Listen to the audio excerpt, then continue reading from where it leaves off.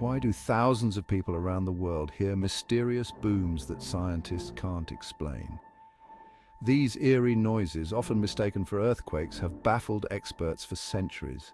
Known as Seneca guns in New York and Barisal guns in the Ganges Delta, skyquakes have sparked countless theories.